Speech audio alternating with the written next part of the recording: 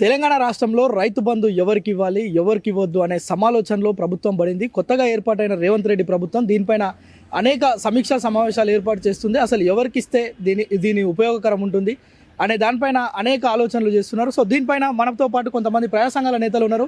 అసలు రైతు బంధు ఉపయోగకరమా లేదా, అసలు ఇస్తే ఎవరికి ఇస్తే బాగుంటుంది అనే విషయాలను మాట్లాడే ప్రయత్నం చేద్దాం. అన్న చెప్పండి, రైతు బంధు తెలంగాణ రాష్ట్రంలో ఇస్తే బాగుంటుందా లేదా, ఇస్తే ఒకవేళ ఎవరికి ఇవ్వాలా? రైతు బంధు తప్పనిసరిగా ఇవ్వాల్సినటువంటి అవసరం ఉంది. వాస్తవంగా తెలంగాణ రాష్ట్రంలో మొన్నటి వరకు రైతులు అనేక ఇబ్బందులు ఉన్న పరిస్థితి, ఆత్మహత్యలు చేసుకున్నారు, నీటి వసతి లేక అనేక రకాల సమస్యలతో సతమతమవుతా ఉన్నారు. ఇప్పటికి కూడా రైతు పండించిన పంట గిట్టుబాటు ధర రావాలని అంటే దానికి పెట్టే పెట్టుబడి చాలా పెద్ద ఎత్తున పెరిగిపోయింది. అది ఎరువులు, పురుగు మందుల ధరలు కూడా బాగా పెరిగినాయి. పండిన పంటతో వచ్చిన గిట్టుబాటు ధరతో పోల్చుకున్నట్లయితే రైతుకు లాభం లేకుండా ఉంది. కాబట్టి తప్పనిసరిగా రైతు సహాయం, రైతు బంధు ఇవ్వాల్సిన అవసరం ఉంది. అందులో ప్రభుత్వము స్పష్టంగా గ్రామాలలో ఎంపిక చేసుకోవాల్సిన అవసరం ఉంది. ఉద్యోగస్తులకు ఇవ్వకుండా ఉండడం మేలు. తర్వాత 5 నుంచి 5 ఎకరాల తరి, 10 ఎకరాల మెట్ట ఈ లోపు ఉన్నటువంటి రైతులకు ఇస్తే మాత్రం మేలు జరిగేటువంటి అవకాశం ఉన్నది. అంతకంటే ఎక్కువ ఉన్నటువంటి వాళ్ళు, లేదా పెట్టుబడిదారులు, లేదా ఇతరత్ర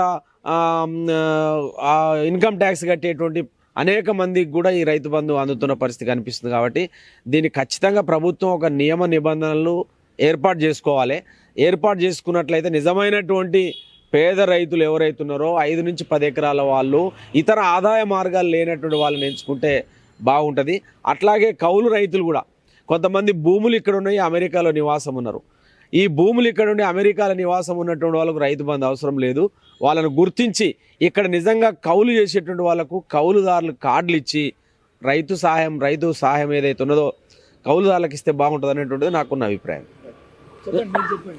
ఎట్లా ఉంటుంది రైతు బంధు ఎవరికి ఇస్తే బాగుంటుంది? అసలు రైతు బంధు అండి, ఈరోజు ఈ రాష్ట్ర ప్రభుత్వం రేవంత్ రెడ్డి గారు పేద ప్రజలైన కౌలు రైతులకు రైతు బంధు ఇవ్వాలి. అదేవిధంగా మరి ఈరోజు కొంతమంది 30 ఎకరాలు, 50 ఎకరాలు, 100 ఎకరాలు ఉన్న వాళ్ళు కూడా భార్య పేరు మీద, బిడ్డ పేరు మీద, అల్లుని పేరు మీద, కోడల పేరు మీద 5 ఎకరాలుగా అట్లా డివైడ్ చేసి కుటుంబం మొత్తం రైతు బంధు తీసుకోవడం చాలా దారుణం అండి. ఎమ్మటే ఈ రాష్ట్ర ప్రభుత్వం నిరుపేదలైన దళితులకు, బహుజనులకు, ఎస్సీ ఎస్టీ బీసీలందరికీ 5 ఎకరాల లోపు ఉన్న వారికి మాత్రమే దళిత బంధు, అది రైతు బంధు ఇవ్వాలి. అదేవిధంగా సెంట్రల్లో మరి మోడీ గారు ట్యాక్స్ పేయర్స్కి మరి ఈరోజు ఇవ్వకపోవడం జరుగుతుంది. అదేవిధంగా మరి ఏవైతుందో మరి రైతు బంధు మరి కంపెనీలకు, గుట్టలకు, ఫ్యాక్టరీలకు, అదేవిధంగా ఈ రకంగా వందలాది ఎకరాలు అమెరికాలో ఉన్న ఎన్ఆర్ఐస్ కూడా వాళ్ళ రైతు బంధు లక్షల రూపాయలు తీసుకోవడం చాలా దౌర్భాగ్యకరం. 5 ఎకరాల లోపు ఉండి ఒకటే రేషన్ కార్డు ఉండాలి. ఇంట్లో 4 ఉంటే 4, 5, 20 ఎకరాలు పంచుకుని 20 ఎకరాలకు రైతు బంధు తీసుకోవడం వల్ల అన్యాయం అవుతున్నారు. కావున రేషన్ కార్డు ఏదైతే రేషన్ కార్డు ఒకటే ఉంటుందో ఒక 5 ఎకరాలు ఉన్న వాళ్ళకు మాత్రమే వారికి ఈ రైతు బంధు ఇవ్వాలి. లేని ఎడల చాలా దారుణం అవుతుంది. ఎందుకంటే గుట్టలు, చెట్లు, పుట్టలకు ఇవ్వడం కరెక్ట్ కాదు. రైతు బంధు పెంచాలి. అదేవిధంగా కౌలు రైతులకు కూడా రాష్ట్ర ప్రభుత్వం ఆదుకోవాలి.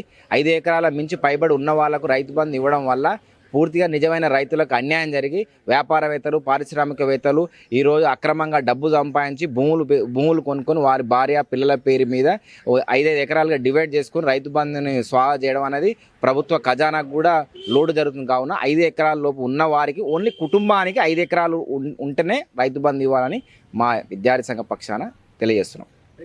మీరు ఒక విషయం చెప్పండి, గత ప్రభుత్వం రైతు బంధు ప్రారంభించడం ద్వారా 100 కోట్ల రూపాయలు భూస్వాములకు, ఆసాములకే పోయినాయని రైతులే దీన్ని వ్యతిరేకిస్తున్న పరిస్థితి ఉంది. దీన్ని ఏ విధంగా చూడవచ్చు?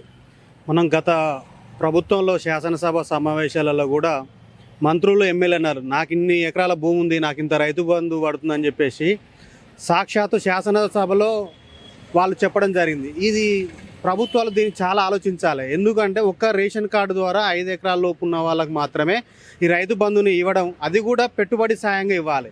గుట్టలకు డబ్బులు రైతు బంధు ఇస్తున్నాడు, వాగులకు రైతు బంధు ఇస్తున్నాడు. ఇది కరెక్ట్ కాదు. ఎవరైతే నిజంగా వ్యవసాయం చేస్తున్నారో వాళ్ళకి రైతు బంధు సాయంగా ఇచ్చుంటే 5 ఎకరాల వరకు వాళ్ళకు రైతులను మనం ఆదుకున్న వాళ్ళం అవుతాం. పంటలు దిగుబడి కూడా పెరుగుతుంది. రాష్ట్రం మీద కూడా అప్పు పడకుండా, భారం పడకుండా ఉంటుంది అన్నది మా యొక్క అభిప్రాయం. అన్న చెప్పండి, ప్రభుత్వం అంటే దీంట్లో ఎలాంటి కీలకమైన మార్పులు చేస్తే రైతులకు ఉపయోగకరంగా ఉంటుంది? వాస్తవానికి ప్రభుత్వం అందించేటువంటి సంక్షేమ పథకాలు అనేవి పేదరిక రేఖకు దిగువన ఉన్నటువంటి వాళ్ళకి అందాలి. రైతు బంధు అంటే ఈ రైతు బంధు అనేటువంటి పథకం ఎవరికి అందాలి? ఎవరైతే పేద రైతు ఉన్నాడో ఆ పేద రైతుకు మాత్రమే రైతు బంధు అనేటువంటి సహాయం అందాలి.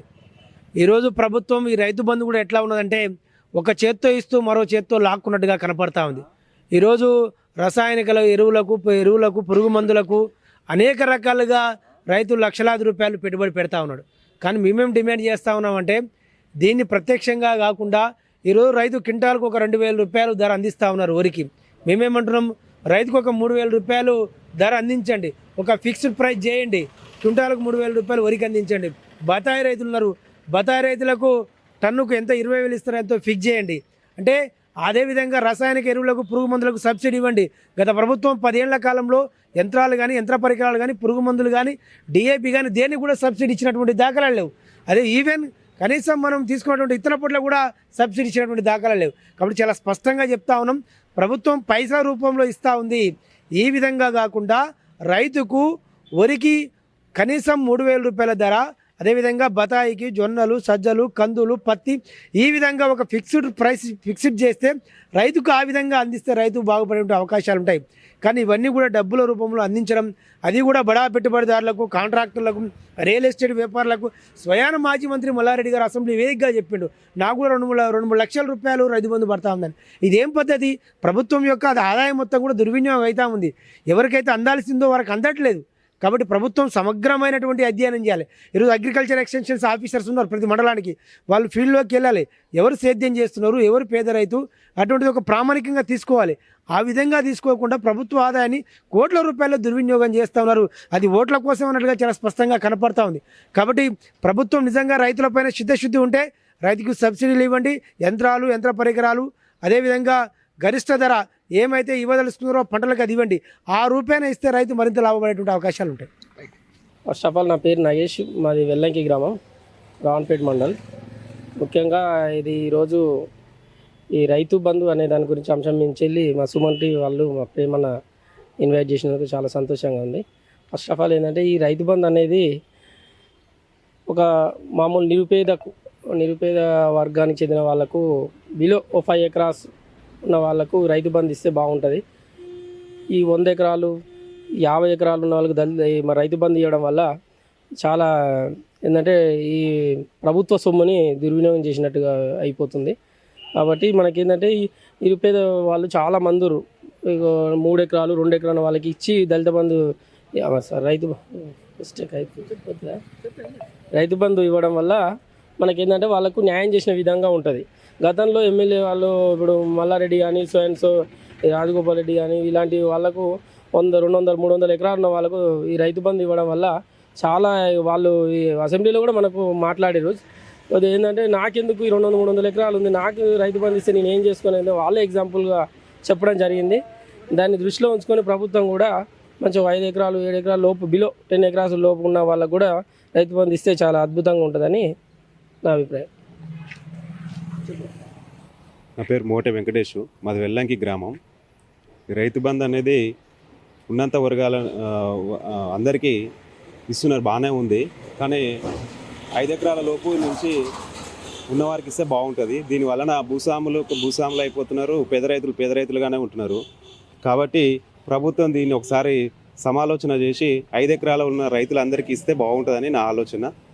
పెద్ద రైతులుగానే ఉంటారు, దీనివల్ల పేదవారుగానే మిగిలిపోతారు. కాబట్టి దయచేసి ఇది పునరావృతం కాకుండా ప్రభుత్వం చర్యలు తీసుకోవాలని నా యొక్క విజ్ఞప్తి. రైతు బంధు విధి విధానాలు అనేది చాలా లోతుగా పరిశీలించి నిర్ణయం తీసుకోవాల్సిన విషయం ఇది. దీని మీద పబ్లిక్గా మేమేం చెప్పదలుచుకున్నామంటే ఎన్ని రోజుల వరకు వందల ఎకరాలు ఉన్న వాళ్ళకు కూడా రైతు బంధు అడ్డగోలుగా ఇచ్చిర్రు, రాళ్ళకి రప్పలకు కూడా ఇచ్చిర్రు.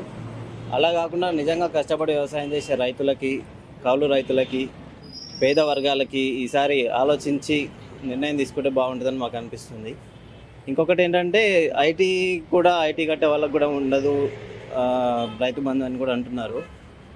ఐటీ అనేది ఇవాళ రేపు మ్యాండేటరీ అయిపోయింది. చిన్న చితకా వ్యాపారం చేసుకునే వాళ్ళు కూడా ఐటీ లేకపోతే చిన్న లోన్ కూడా ఇచ్చే పరిస్థితి లేదు. అలాంటప్పుడు ఐటీకి లింక్ పెట్టినప్పుడు ఇలా చిన్న వ్యాపారులని వీళ్ళని దృష్టిలో పెట్టుకొని కూడా ప్రభుత్వం నిర్ణయం తీసుకుంటే బాగుంటుందని కోరుకుంటున్నాం. ఇది నల్గొండలో ప్రజల యొక్క అభిప్రాయాలు.